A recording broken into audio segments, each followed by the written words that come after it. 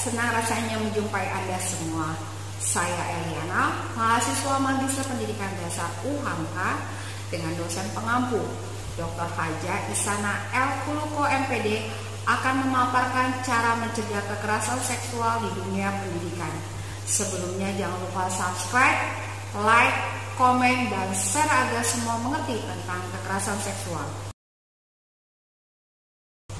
Belum lama ini, kasus kekerasan seksual di sekolah dan perguruan tinggi yang diadukan masyarakat ramai diberitakan di media membuat menjadi persoalan yang serius, memicu kekhawatiran di mana lembaga pendidikan tak lagi menjadi tempat yang aman dari aksi kejahatan. Semua pihak menjadi gerak dan mengusulkan perlunya payung hukum yang tegas untuk menanganinya agar tidak menjadi fenomena gunung es yang terungkap banyak kasusnya seperti sekarang ini. Beberapa menit ke depan saya akan mengupas tuntas tentang 1. Pengertian kekerasan seksual, 2. Bentuk tindakan kekerasan seksual, 3. Mengapa kekerasan seksual masih kerap terjadi di dalam dunia pendidikan, 4. Dampak kekerasan seksual pada seorang anak, 5. Siapa yang dapat menjadi pelaku dan korban kekerasan seksual, 6. Bagaimana cara mengatasinya, 7. Seandainya kita yang menjadi korban, 8. Seandainya orang terdekat menjadi korban.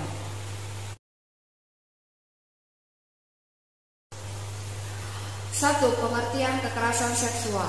Kekerasan seksual berarti memaksa atau memanipulasi korban untuk melakukan aktivitas seksual di luar persetujuannya, tidak jarang melibatkan kekerasan fisik dalam aksinya.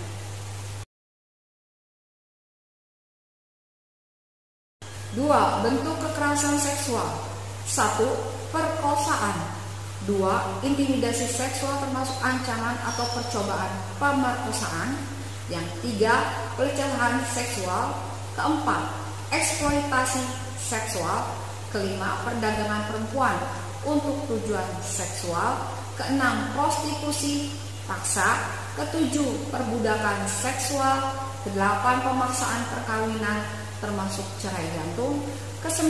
Pemaksaan kehamilan, 10. Pemaksaan aborsi, dan 11. Pemaksaan kontrasepsi dan sterilisasi, dan 12. Penyiksaan seksual.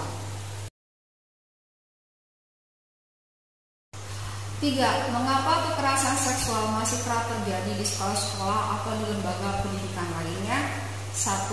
Relasi kuasa antara pelaku dan korban tidak seimbang. 2. Lembaga sekolah, lembaga kampus, dan lembaga terhormat lainnya berusaha sekuat tenaga menutupi kasus kekerasan seksual yang terjadi atas nama baik. Dan yang 3, dianggap lelucon atau kenakalan biasa bila terjadi antar peserta didik.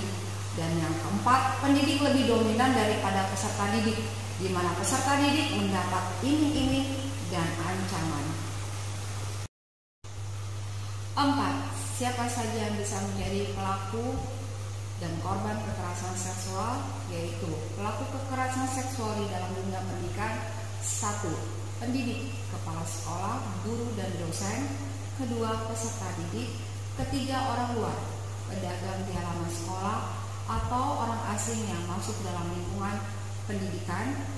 Dan korban kekerasan seksual adalah peserta didik, khususnya siswa perempuan, namun tidak menutup kemungkinan adalah siswa laki-laki.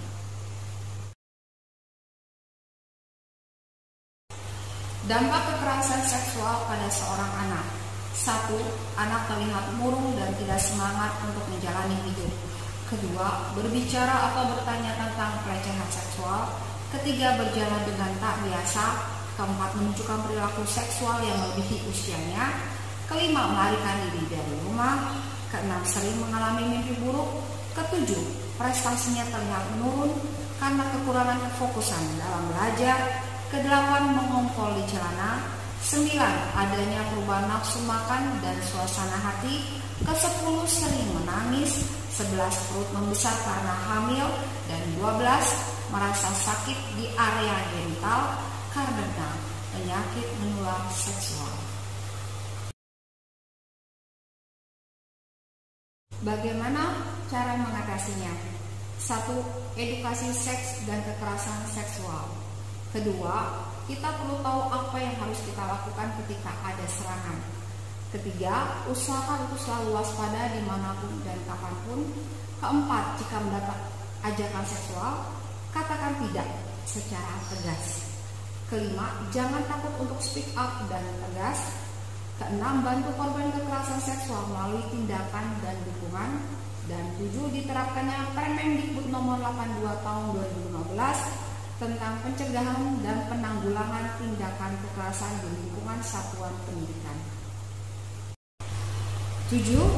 Jika kita menjadi korban kekerasan seksual, 1. Stop menyalahkan diri sendiri.